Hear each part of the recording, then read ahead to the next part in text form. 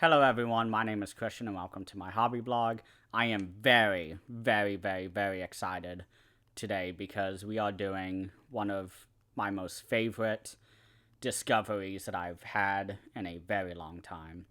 And today we are going to be doing the 10th Japanese film in the 31 Days of Japanese Film series. And which movie are we talking about today? We are talking about one of my favorite discoveries, as I said. This is a movie that just blew me away. I was so fast on Letterboxd giving it 5 stars because this one just really just hit me in every way that I love when it comes to film. It has tragedy, it has human emotion, it has betrayal, it has drama, it has everything that you could ever hope for in a film, at least of a film like this. And which film am I talking about? This is going to be Big Time Gambling Boss from 1968, directed by Kosaku Yamashita. Oh my god. How have I not heard of this film already? I watched this last night, and it is a crisp, I want to say 95 minutes is what it says on the back.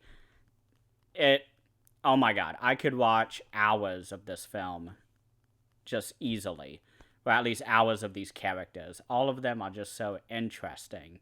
All of them have so much going on behind the surface or behind the curtains, and the entire movie just keeps building until the explosive ending. And this movie is a really great companion piece to the Battles Without Honor and Humanity series that was done by Kenji Fukasaku. And before I go really deep into the sort of squeeing that I want to do and the squealing and delight of just how amazing this film is, let me read to you what the story is. Straight from the... also, by the way, this is the Radiance Films edition of this film. This is, I guess, the first release that they had ever done. This is the only one of theirs that I have.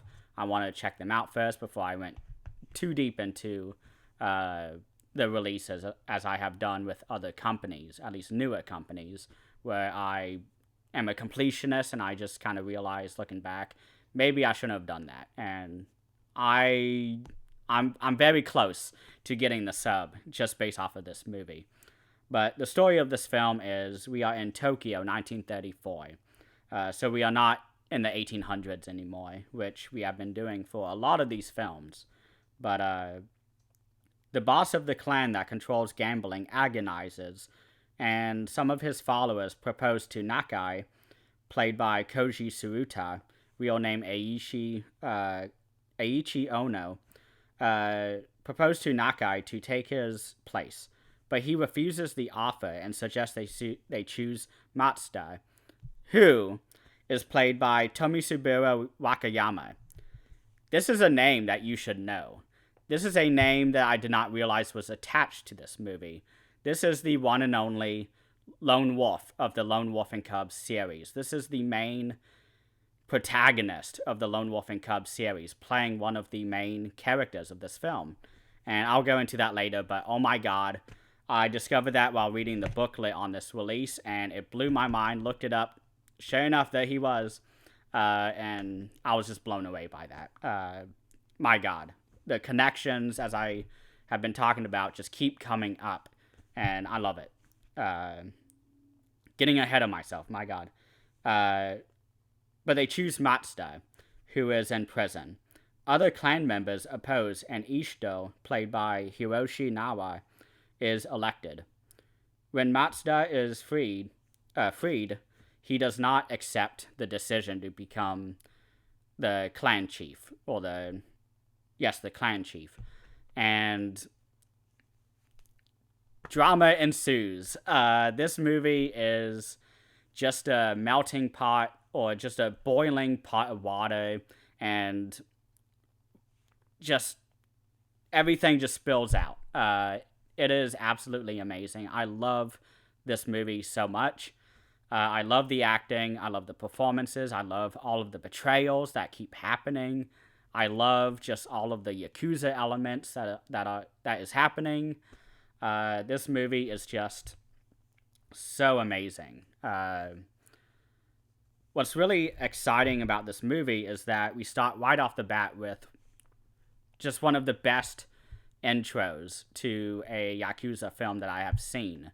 And I'm a big Kenji Fukasaku fan, and also Teruo Ishii, where both of them really excel at the intros of the films. But this one is just tells you all you need to know, and just really makes you want to skip the intro of the, or at least not the intro, but the intro credits of the film, because you're like, oh my god, I want to know more. I want to see how this all falls out, because that story I was talking about of that I had read just now, that's just the first 5 minutes of the film. There's no such thing as filler in this movie. All of it's important. All of it informs the characters, informs the audience of what is going on, all of the relationships, all of the emotions and sort of loyalties and alliances that are going on. All of that is established here in the intro, and my god, I was hooked right from the beginning. And I never even thought about looking at my phone for the rest of the film. Not many movies do this for me, so this is a big fucking deal.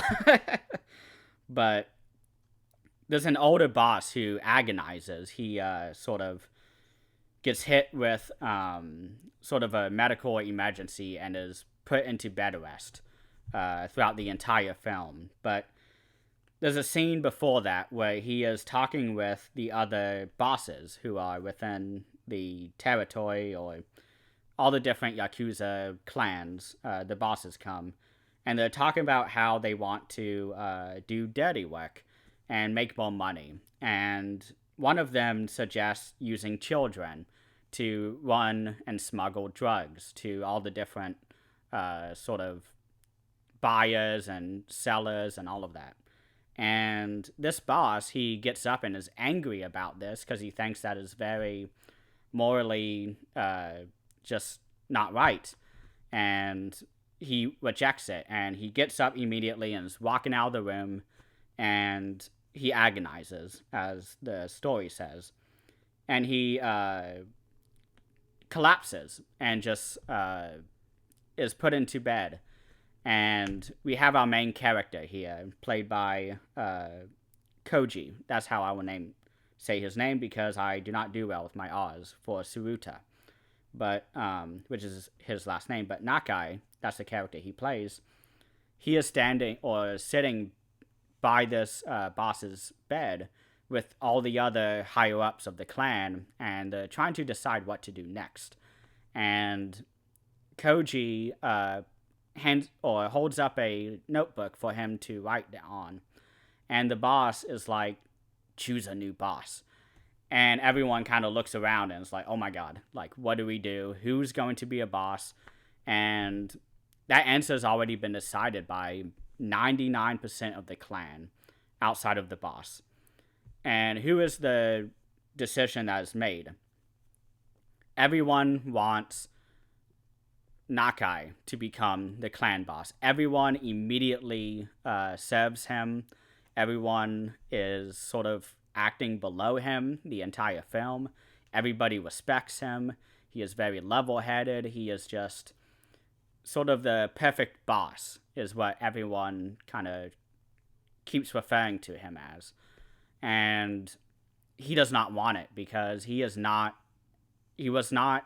born into the clan. His name is from outside of this area of influence, so he rejects it.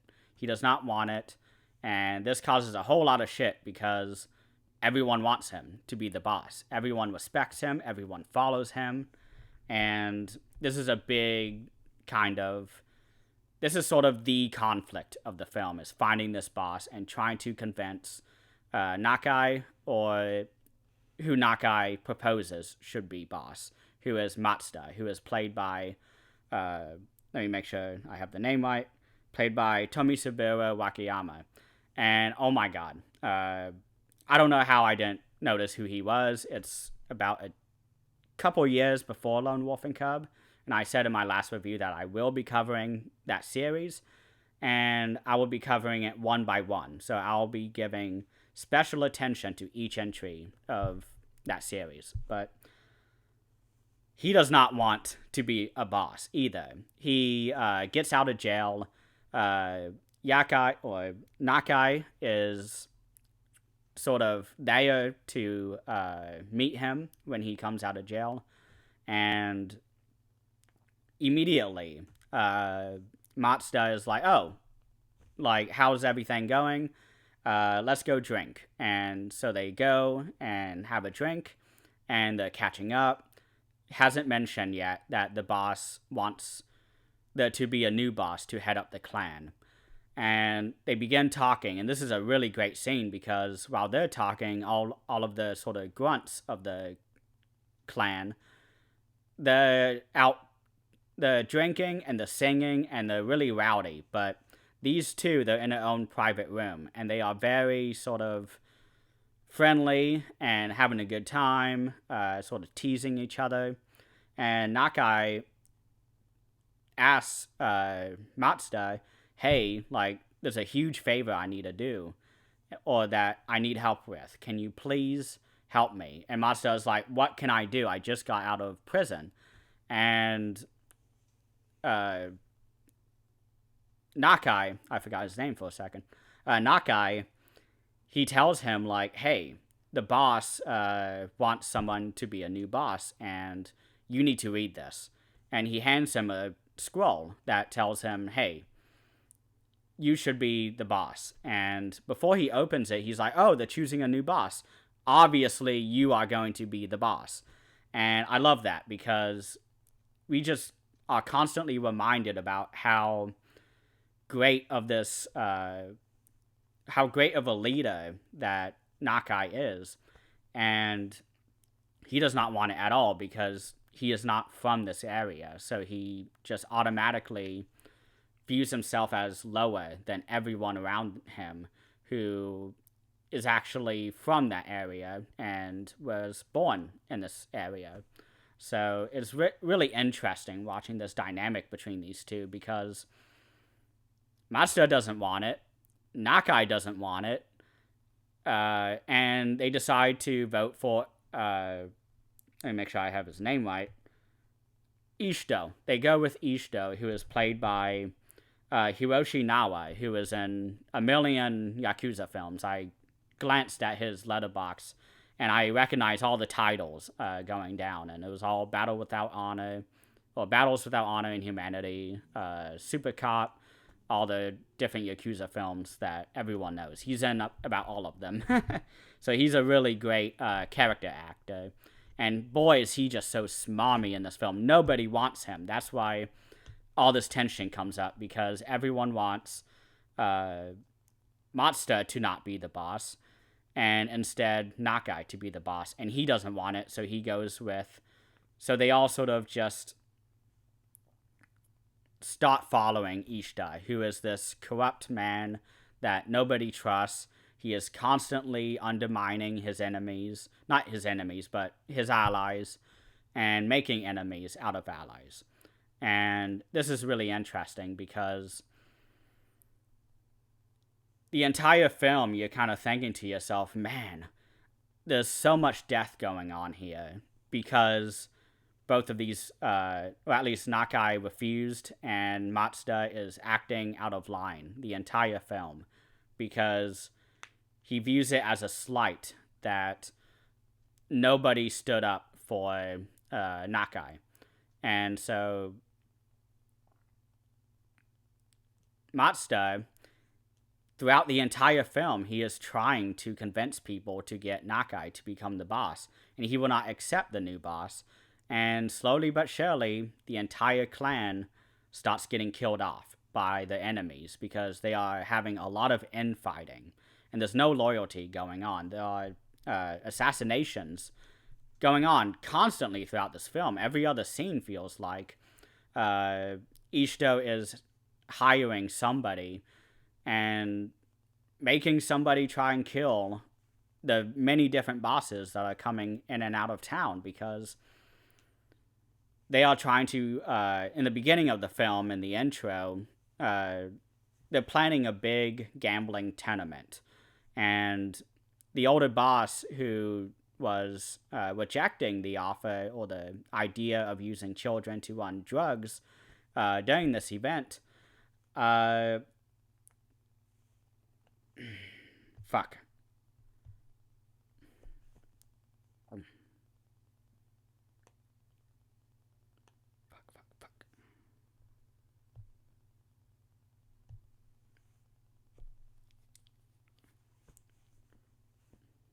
And so after that intro, you sort of have this idea in your mind that there's so many different forces coming into town. And just this force alone of this clan, it is not stable at all. So the entire film is them trying to stay alive and trying to keep the clan going. And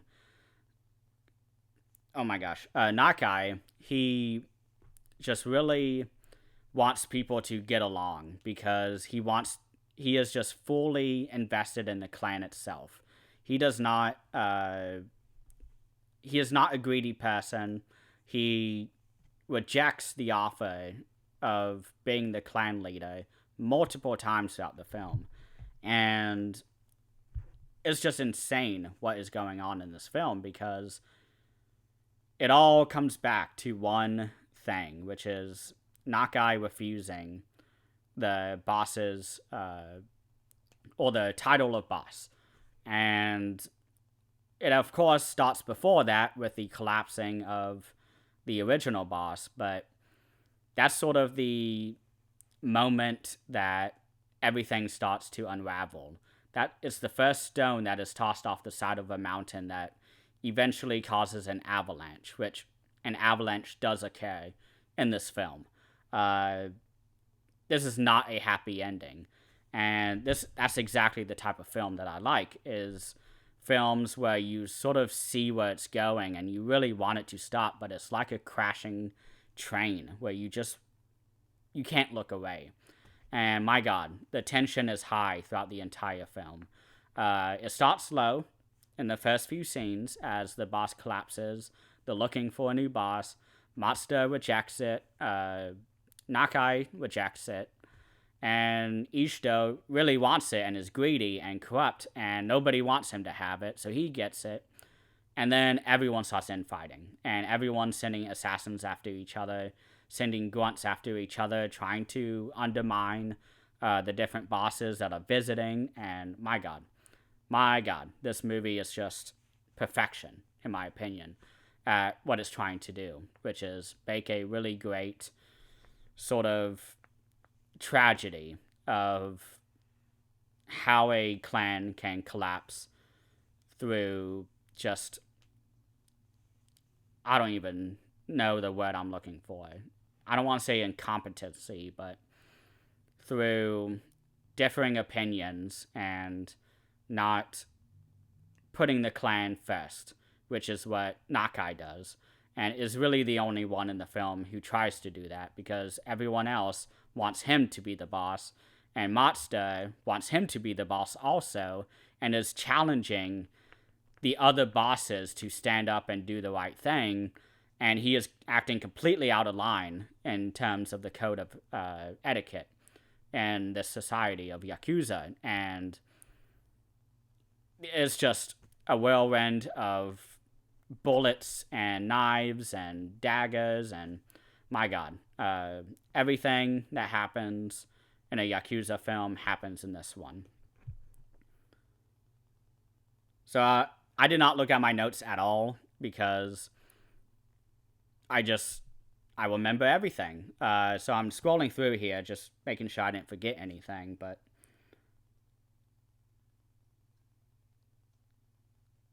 there is one scene that's really fun after Matsuda rejects the proposal to become boss with the scroll with the red sort of string to keep it rolled up.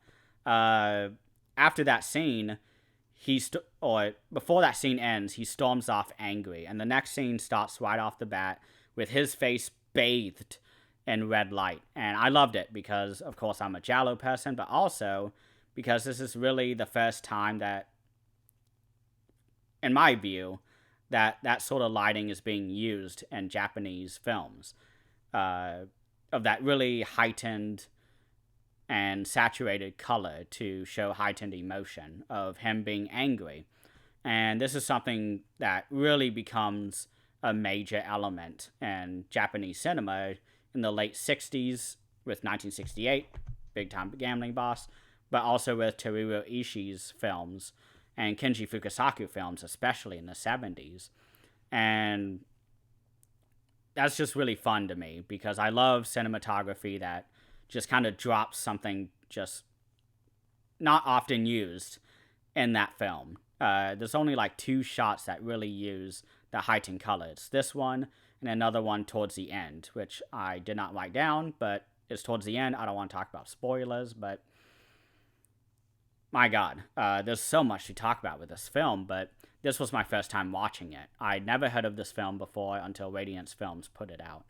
And my God, what a great company to have brought this film into my life and to have exposed it to me, because I feel like this is standing up there with the greats. I am shocked that I'd never heard of this director before, and it's just, I want to know more. And one thing I didn't note in the intro is that this was one of 71 films that he had done. He did many films in a very short amount of time. He even was beating Takashi Miike when it comes to how many films he was putting out. Takashi Miike is now above 100 by this point, but Kosaku Yamashita, he had a very interesting history with Japan, and especially Japanese film industry, because he started out very young. At the age of 15, I'm going now into the behind-the-scenes aspects, or at least the parts that I really wanted to discuss. There were 3 points that I wanted to discuss. The first one is all about Yamashita's upbringing, and as a child, or at least as early to mid-aged teenager. And there's a quote that was taken from the sort of biography of Yamashita and was put into the essay that was provided on this release. And so I'll just read from that real quick. But Yamashita says, "I believed in the emperor, but everything changed." He was 15 years old by this time, by the way. During the war, I was fully prepared to die for my country, but when it was over, all of my beliefs came crashing down. You were lucky to have a bowl of rice and a blanket. You returned home to find your house had burned down, everyone was starving, whole families had dysentery, and 2 of my brothers died soon after. The emperor should have committed seppuku, which is the sort of honorable way to commit suicide, where you take the blade, you stab it into your left sort of middle side towards where the stomach is, and you pull it all the way to the right side, and you keep going until you die. And wow, what a really heavy quote to read, but I continue. Going through that when I was 14 to 15 years old, because of those experiences, I was never intimidated by Yakuza once I became a director. I'd already experienced that world because the Emperor was, for me, the same as the head of the Yakuza, casually sending people to their deaths. Wow, that really informs the mood of this film, because there aren't really any happy moments that happen in this film. Only in the beginning of the film, when we have that initial reconnection between Matsuda and Nakai. And wow, I read the essay after I watched the film. I read it actually just before I filmed, at least began filming. And when I read that quote, I was just really struck by how much it informs the mood of this film, because all of it could have been prevented. And it's just, useless death going on in this film. We have various scenes where Matsuda is hanging out with his family having dinner, and someone would knock on the door, he'll open it, and a young kid, or not a young kid, but a young thug who is in his late teens, early 20s, he asks, like, oh, you must be Mazda. And he's like, yeah. And he tries to kill him right in front of his young son, who is like 4 or 5 years old, and his wife, who both of them haven't seen father in so long. Their father. At least, well, they haven't seen Mazda in so long. I'm getting excited talking about this film. But,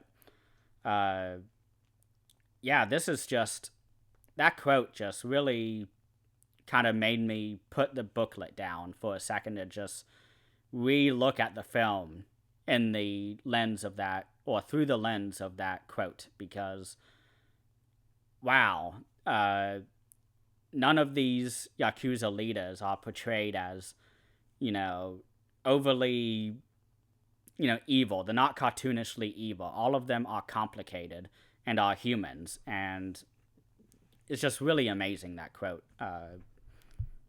It just really made me stop in my tracks and just think. And I think those are the best sort of things that essays can bring up in boutique Blu-ray packaging, because those type of essays really deepen one's appreciation for the film. And I already rated it 5 stars again, as I said various times throughout this filming, but God, it just made me love the movie even more. And my God, it's just, what a great film. One thing that's interesting is that after the war, he just was directionless. So he took the entrance exam at Toei Kyoto Studios, who, by the way, I was, last video or the one before that, I couldn't remember the third studio that was sort of reigning champions along with Toho and Daiei. It is Toei. That was... No, it's Toho, Daiei, and Toei. Okay, my apologies. Those were the 3 reigning champions in the Japanese studio system up to this time. And he ended up achieving the highest score there. But the issue is that Toei was a closed shop, as they say, and you really needed a connection to get you in. It was very based on relationships. So you couldn't just get the top scores and immediately be welcomed in. You had to already know somebody and have someone support your claim that you deserve to be in the studio. And so it's really interesting to think about how close his career could have been stopped short because of them just not accepting him. But what happened? The head of production at the studio, Shigeru Okada, noticed him and said, that kid has guts, the kind that just has to make a movie. And they hired him on at the young age of 22 years old in 1952. So he was, 38 years old when he made Big Time Gambling Boss, and he had made 71 films up till his death in 1998, I believe. So he was about 68, I think, years old when he died. And he had done a big biographical sort of account to a biographer and did a very long series of interviews all about his career. And that's where a lot of the information comes from for this release. And it's just amazing. I'm so happy that he was given that chance, because I've only seen one of his films. Again, I looked him up afterwards, and this is his most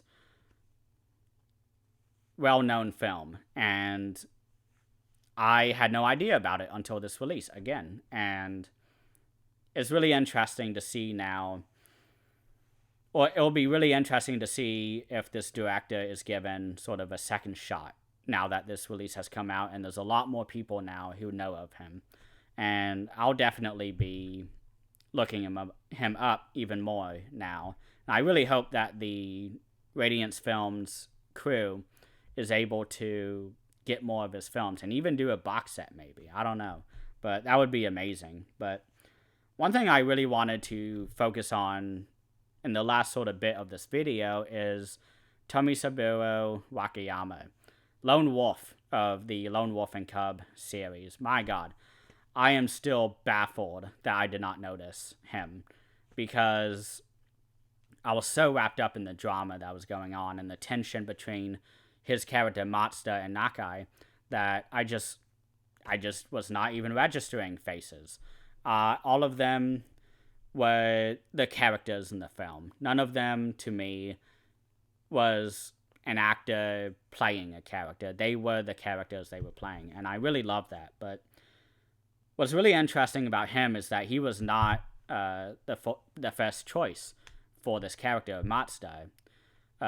Koji, let me get his last name, Suruta, the guy who played Nakai, he wanted to be Matsuda, but the director wrote the role of Nakai for him, and Wakayama auditioned, or not auditioned, but the director was eyeing him to be Matsuda. So it's really interesting because at this time, and by the way, this is years before Lone Wolf and Cub, I would say about 2 or 3 years before, and Wakayama was not very well known at this time. He was a very support role type of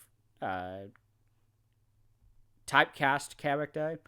He was constantly typecasted as the supporting character. And what's interesting is that, let me go back to the note, is that he left Daiei because he was offered this role. And when the director finally got him at the studio and got him a contract and got everything straight, the studio did not want him to play Matsuda, who is this sort of high-ranking Yakuza member. And they noted that he was just too low class to play this high-ranking Yakuza member. So the director really pushed back on this and was like, hey, this guy, I trust him. I think he can do this. And my God, what a stroke of genius. And what a great idea, because he knocks it out of the park. Again, I was not thinking about actors and behind the scenes stuff during this film. I was just really wrapped up in the drama. And this is sort of my final point of the film, is that this is a masterpiece. This is a very great restoration, by the way, which really allowed me to stay immersed, because there are some restorations that happen with these various companies that sometimes it just gets really hard to look at and just kind of takes you out of the film. And this restoration is just so lovingly done, so detailed, and it's amazing. But what's really amazing about this film is that it is both small scale and epic in every sense, such as the music, acting performances, the cinematography, which, by the way, is the antithesis of Kenji Fukasaku's cinematography, because Kenji Fukasaku is a lot more about quick editing, exaggerated cinematography, where it's very... I don't want to say it's foreshadowing Quentin Tarantino, because he directly lifted that cinematography from these movies and has said so himself, but that's sort of the cinematography that Kenji Fukasaku does with the film, that is very, very similar in structure and story to Battles Without Honor and Humanity. This director is completely the opposite. He is very much the Kaneto Shindo approach of the documentary style, where the camera is far behind where the characters are, and you are just watching these characters. And most of the film is comprised of long shots, where these characters are walking around the room, picking up objects, and being very, just chewing the scenery. And this is why I think I prefer this film over the Battles Without Honor and Humanity series. As much as I love those films for separate reasons, but this is my type of style of film. I was not able to get immersed as much with Kenji Fukasaku's work, and I felt bad about feeling this way upon first feeling that and sort of not wanting to share that, but I'm okay saying it now because this is the type of film that I prefer, which is the slow, letting the actors act, letting us, the audience, get sucked in and immersed in the drama, instead of it constantly, which I'm fine with for some days, but this is what I prefer. And that's what I was thinking of, and why I wasn't as immersed in Fukasaku's work, is that I was just constantly like, wow, that's so stylized, wow, it's so exaggerated, I love it, this is great, this is fun to watch. But this just had a much bigger impact on me. And it's also epic in the sense that we have an omniscient narrator narrating sort of various plot points throughout the film that is keeping us informed of sort of behind the scenes machinations and plots and all this stuff. And I really love that aspect too, because I talked about with Ballad of Narayama how we had that kabuki sort of focus in the cinematography and structure and all that. And this film too is very kabuki-like because it's way behind the camera is, and it's letting these characters walk in and out of frame. It's not as stage-like in this film as Ballad of Narayama, where it is quite literally a stage they're on. But this one is a lot more well-constructed in the sets, to where, yes, it is sort of kabuki-like, but it's a lot more documentary. But yeah, that narrator was awesome. I really enjoyed that when he came in the intro of the film, while the intro credits were going on. I was very excited. I was like, oh god, this is going to be such a great movie. And my god, it was.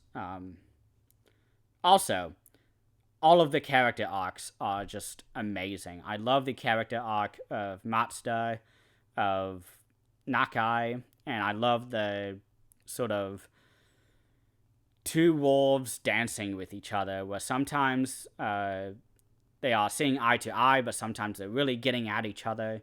And oh my god, you have to see it to believe it. It's amazing. And on top of that, you also have, and this is sort of my note, I don't know if this was intentional or if I'm reading it wrong, but this really was sort of a heavy, moody, Shakespearean tragedy, it felt like to me. This very much felt like reading a Shakespeare play, where you have your big cast of characters in the beginning of the film, and I'm thinking of Macbeth in this specific case, which was, I don't think I'm going to talk, I'm looking at my stack of all my films I'll be talking about, and Macbeth was adapted into Throne of Blood, which is another Kurosawa film. And what I'm thinking of that is that it also starts with a very pretty expansive cast of characters in the beginning of the film, and as the film comes down, they slowly get killed off until either there's nobody left, or it's just one person who is sort of left to pick up the pieces of everybody's bullshit. I don't know what to think, or I don't know what word I'm looking for, but this film is very similar to where when it ends, you are kind of sitting there just thinking how much waste of human life or death that had happened. And I'm very just in love with that, because I love a good tragic story. One of my favorite South Korean thrillers is Chaser. I don't know the director's name off the top of my head. There's not a Blu-ray, so I haven't seen it in a while, but that is one of the best tragedies on film, in my opinion.